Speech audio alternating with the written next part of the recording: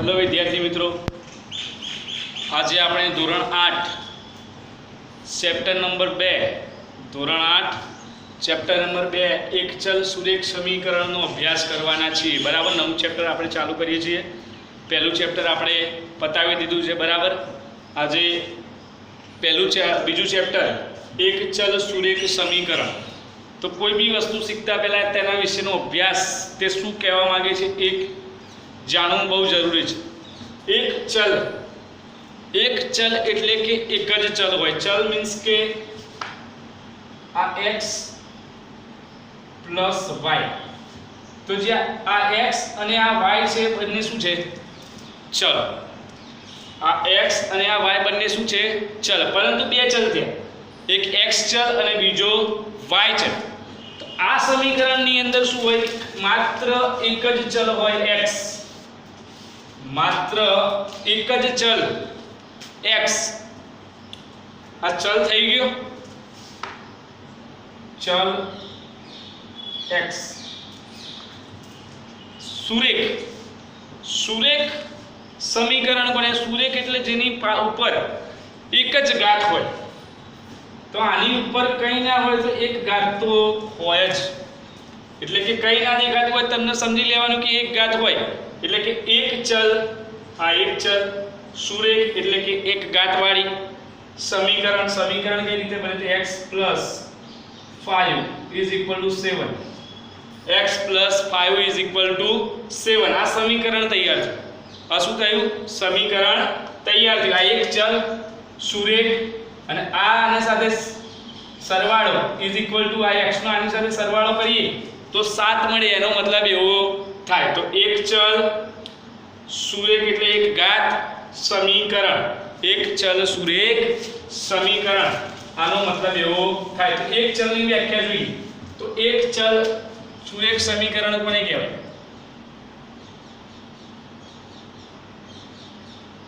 વ્યાખ્યા.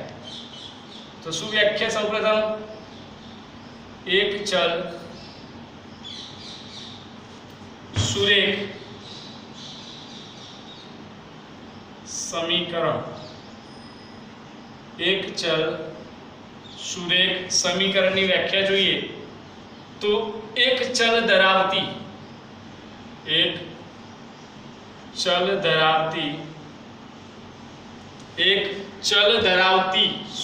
પદાવલી.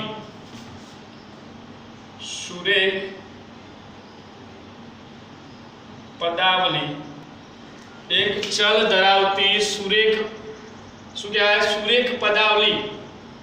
એક ચલ ધરાવતી સુરેખ પદાવલીને એક ચલ સમીકરણ કહે છે.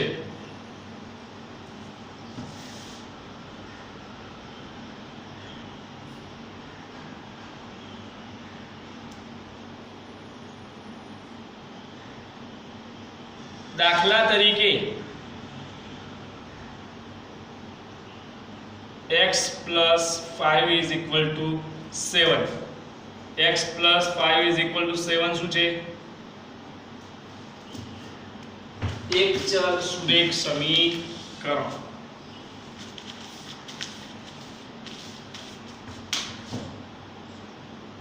x + 5 = 7. આ શું છે?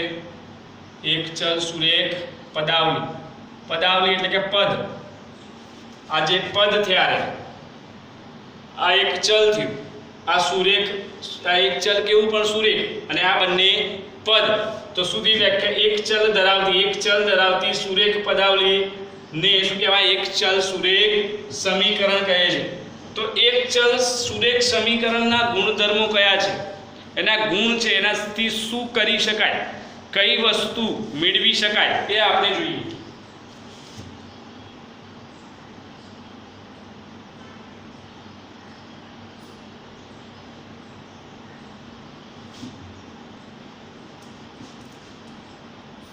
તો નંબર 1 ગુણ કે સુરેખ સમીકરણનો ઉકેલ. સુરેખ સમીકરણનો ઉકેલ કોઈ બી સમય સંખ્યા હોઈ શકે. એટલે કે કોઈ બી સુરેખ સમીકરણને તમે p/q સ્વરૂપે દર્શાવી શકશો. તો સુરેખ સમીકરણનો ઉકેલ સુરેખ સમીકરણનો ઉકેલ સુરેખ સમીકરણનો ઉકેલ કોઈ પણ સમય સંખ્યા હોઈ શકે, કોઈ પણ સમય સંખ્યા હોઈ શકે.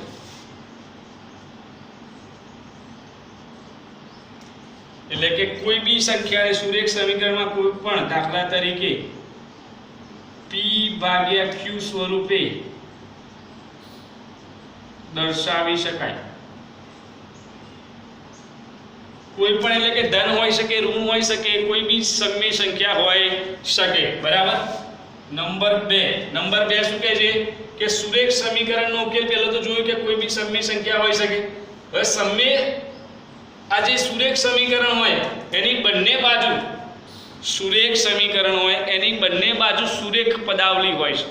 સુરેખ પદાવલી એટલે કે એક ઘાત ધરાવતી પદાવલી. આ બંને બાજુ જો એક જ ઘાત છે, 5 ની એક ઘાત કો 7 ની એક ઘાત, સુરેખ સમીકરણની બંને બાજુ કેવી પદાવલી હોય ભાઈ? સુરેખ પદાવલી હોય છે. સુરેખ પદાવલી હોય છે. બરાબર. સુરેખ સમીકરણ આ જુઓ, આ બંને એક જ ઘાત છે એટલે સુરેખ સમીકરણની બંને બાજુ, આ એક બાજુ આ રહી અને એક બાજુ આ તમે આ જમણી બાજુ કહો તો આ ડાબી બાજુ થઈ, તો ડાબી બાજુ પણ શું છે? સુરેખ, અને જમણી બાજુ બી સુરેખ. એટલે બંને બાજુ કેવી હોય છે? સુરેખ પદાવલી હોય છે. નંબર 3, તો નંબર 3 શું કહેવા માંગે? સંખ્યાની જેમ ચલને પણ એક બાજુથી બીજી બાજુ લઈ જઈ શકાય છે. સંખ્યા, તમે આ સંખ્યાને અહીંથી ડાબીથી જમણી બાજુ લઈ જઈ શકો, તેમ આ ચલ છે એને બી જમણીથી ડાબી બાજુ તમે લઈ જઈ શકો છો. સંખ્યાની જેમ ચલને પણ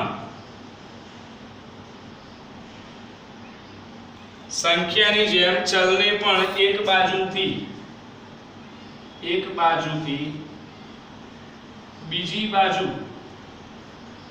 બાજુથી બીજી બાજુ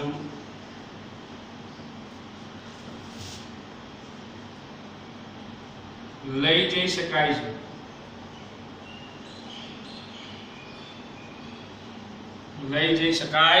છે. બરાબર. એટલે કે તમે આની જેમ સંખ્યા દઈ એને તમે જમણીથી ડાબી બાજુ લઈ જઈ શકો, તો આને બી જમણીથી ડાબી બાજુ લઈ જઈ શકો છો. બરાબર. કઈ રીતે? તો ફોર એક્ઝામ્પલ કે 5x આપેલું હોય, બરાબર, = 7, તો આને હું આ બાજુ લઈ જાઉં તો આ ભાગાકારમાં આવી શકે. એટલે સંખ્યાની જેમ પદને પણ ચલને પણ તમે એક બાજુથી બીજી બાજુ લઈ જઈ શકો છો. બરાબર. એના પછી નેક્સ્ટ કે ક્યારેક સમીકરણ ઉકેલતા પહેલા પદાવલીઓને તેમના સરળ સ્વરૂપમાં ફેરવવામાં, સમીકરણ ઉકેલો એના પહેલા એને સરળ સ્વરૂપમાં ફેરવવું જરૂરી છે. બરાબર. ધારો કે તમે કોઈ સમીકરણ x + 5 = 7 તમે ઉકેલો છો, તો એને સરળ સ્વરૂપમાં ફેરવવા માટે શું કરવું પડે? આ 5 ને આ બાજુ લઈ જવું પડે. તો 5 ને આ બાજુ લઈ જાવ તો આ પદ કેવું બને? x એકલું બને. બરાબર. x એકલું બને તો આ સરળતાથી આપણે આનો જવાબ લઈ શકીએ છીએ.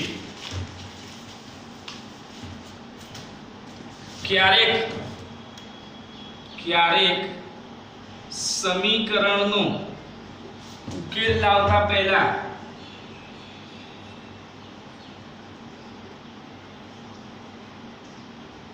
સમીકરણને સરળ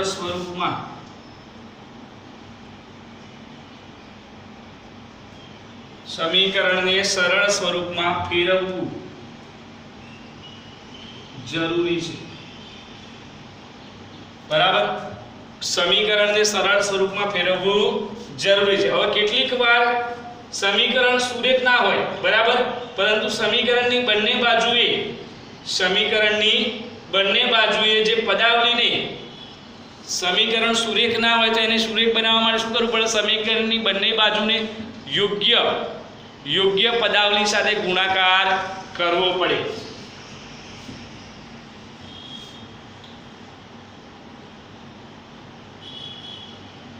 કેટલીક વખત સમીકરણ સુરેખ ન હોય તો પદાવલીને યોગ્ય સંખ્યા સાથે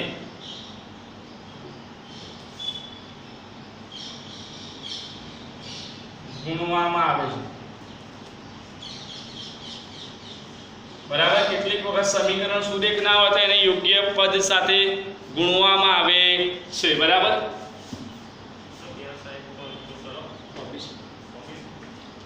યોગ્ય શ્રેણી સાથે યોગ્ય સંખ્યા સાથે ગુણવામાં આવે છે તો એ ગુણીને આપણે શેમાં એને સુરેખમાં રૂપાંતરણ કરી શકીએ છીએ. બરાબર.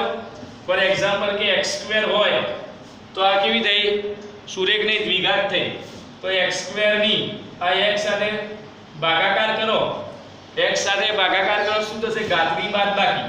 તો x² - x એટલે 2x માંથી 1x જતો રહે. શું બને? ખાલી સુરેખ બહુપદી આવી જાય. પાછી આ દ્વિઘાત વાળી બહુપદી હતી એને આપણે x સાથે ભાગાકાર કર્યો તો પાછી કઈ આવી? સુરેખ બહુપદી આવી, સુરેખ સમીકરણ આવી. બરાબર. તો આ રીતે કોઈ યોગ્ય સંખ્યા સાથે ગુણાકાર કરી તેને આપણે મેળવી શકીએ છીએ. હવે આ જે ભણીએ છીએ એનો ઉપયોગ ક્યાં થાય છે? બરાબર. તો પરિમિતિ, ક્ષેત્રફળ, પછી સંખ્યાઓ શોધવા માટે, કોઈ ઉંમર આધારિત કૂટ પ્રશ્નો હોય એના ઉકેલ માટે આ સમીકરણોનો ઉપયોગ થાય છે. તો ઉપયોગ શું છે ભાઈ? તો સંખ્યા, પરિમિતિ,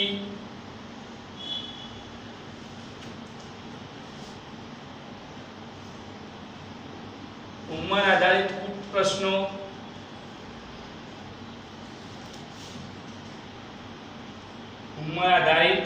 કૂટ પ્રશ્નો,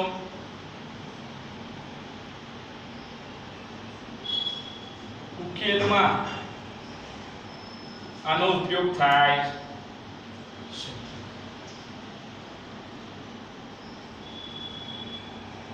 બરાબર. આ હતા એના ગુણધર્મોનો ઉપયોગ, કઈ જગ્યાએ ઉપયોગ થાય છે. હવે સ્વાધ્યાય 2.1 જોઈએ આપણે. સ્વાધ્યાય 2.1 તો એનો એક્ઝામ્પલ નંબર 1. સ્વાધ્યાય 2.1 નો એક્ઝામ્પલ નંબર 1 છે x - 2 = 7. x - 2 = 7 સમીકરણનો ઉકેલ મેળવો. કયો છે? x - 2 = 7. હવે અહીંયા શું કરવાનું? ધ્યાન આપજો ખાસ કે અહીંયા સૌપ્રથમ સંખ્યા લખી દઈએ ફરીથી. તો x - 2 = 7. બરાબર. આ -2 છે એને હું આ બાજુ લઈ જાઉં તો -2 બરાબર ની પેલી બાજુ જાય તો એની નિશાની શું થઈ જાય? ચેન્જ થઈ જાય. તો x = આ x એકલો પડે એટલે x = 7 + 2. તો x = જવાબ કેટલો આવશે? 9. એટલે 9 - 2 કરો તો જવાબ શું આવી જાય? 7 આવી જાય ને. તો પહેલાનો જવાબ કેટલો આવે? પહેલા સમીકરણનો x = 9.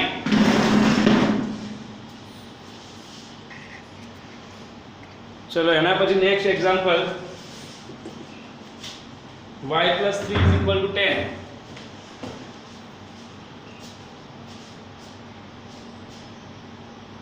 y + 3 = 10.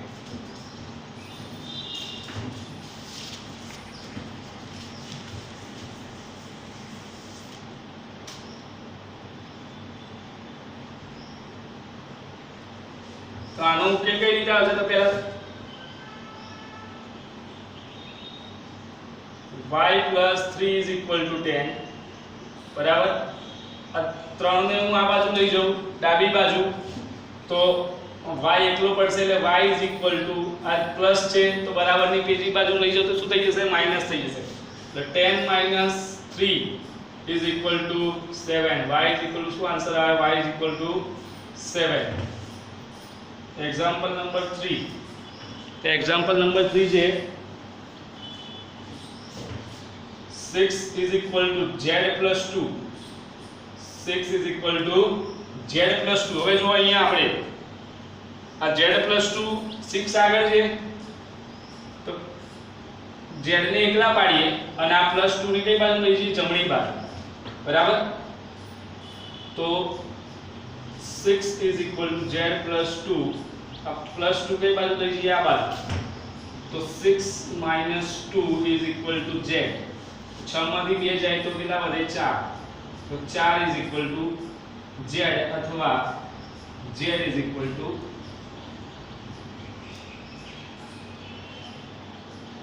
બરાબર